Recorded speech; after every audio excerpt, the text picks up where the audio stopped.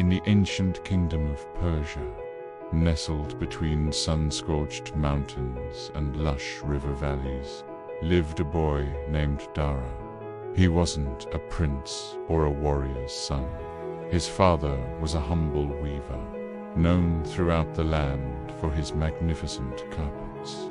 Dara spent his days watching his father's hands dance across the loom, transforming simple threads into stories of heroes and kings. From these tales, Dara learned about honor.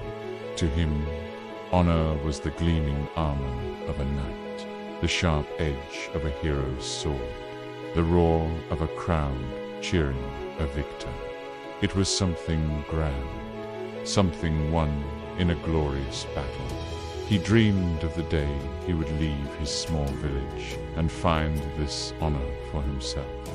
One morning, the royal herald arrived, his voice booming across the marketplace.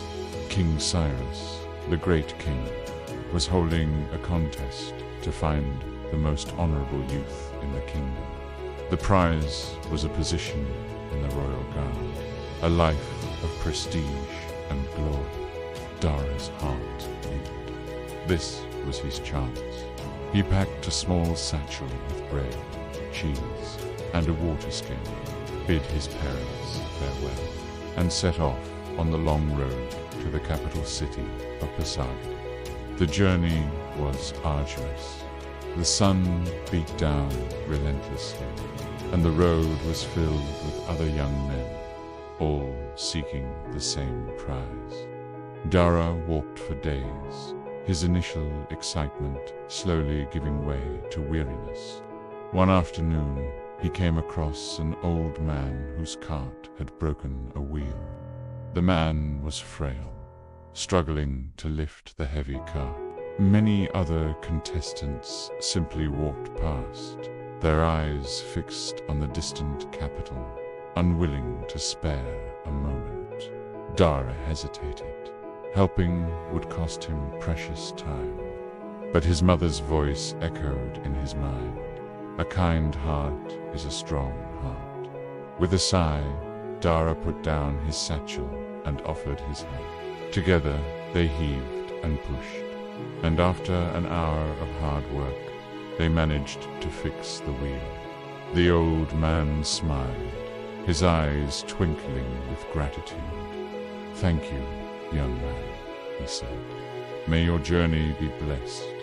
Dara felt a warmth spread through his chest, a feeling more satisfying than the thought of reaching the city quickly. He just nodded and continued on his way. A few days later, closer to the city, Dara found a small child crying by the side of the road. She had lost her favorite wooden bird, a gift from her father. Again, other travelers hurried past, too focused on their own ambitions. Dara stopped. He remembered how much he cherished the small wooden horse his own father had carved for him. He spent the next hour searching for tall grass with the little girl. Just as they were about to give up, Dara spotted the bird caught in a bush. The girl's face lit up with pure joy. She hugged him tightly before running back to her family. Dara felt that same warm feeling again, a quiet sense of rightness that settled deep within him. He was falling behind in the race, but somehow it didn't seem to matter as much anymore. Finally, Dara arrived at the grand city of Pasargadae. The palace was more magnificent than any carpet his father had ever woven. The courtyard was packed with contestants, all boasting of their strength, their speed, and their lineage. Dara, with his dusty clothes and tired feet, felt small and insignificant. When his turn came to stand before the king's advisors, they asked him, "Tell us of your honorable deeds. What great feats have you accomplished on your journey here?"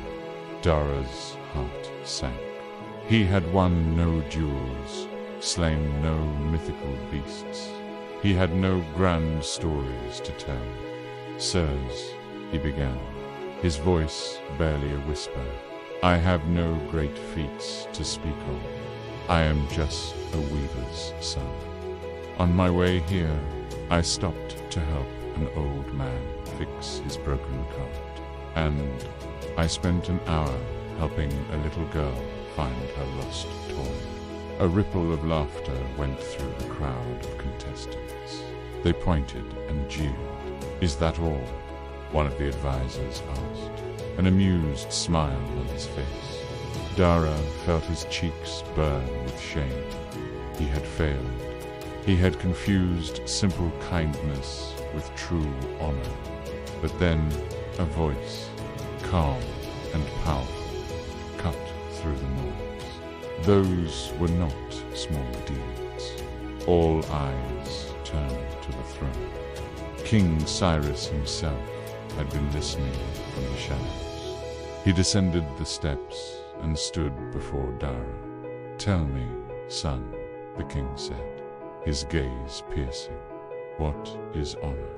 Dara, emboldened by the king's presence, thought of his journey. He thought of the old man's grateful smile and the little girl's happy tears. "Your Majesty," he said, his voice now clear and steady, "I used to think honor was found in great battles or in the applause of a crowd. But now I think honor is not about being seen by many, but about doing what is right when no one is watching. It's about choosing kindness over speed and helping others even when it costs you something." A hush fell over the courtyard. The other contestants shuffled their feet, their earlier arrogance gone. The king smiled, a genuine, warm smile. "You have traveled a long road, Dara," he said, placing a hand on the boy's shoulder. "But you have learned the most important lesson of all. Glory is fleeting, and strength can fail. But integrity, compassion, kindness, that is the foundation of true honor. That is the character I want in my royal guard." And so it was Dara, the weaver's son, who was chosen. He learned that honor wasn't a prize to be won, but a path to be walked, one small, kind act at a time. It wasn't about the gleaming armor, but about the steady heart within. And in serving his king and his kingdom, he found the greatest honor of all, the quiet satisfaction of a life lived with integrity, compassion, and purpose. Thank you so much for watching. If this story resonated with you, please like, share, and subscribe for more tales that explore the heart of what it means to be human. See you in the next video.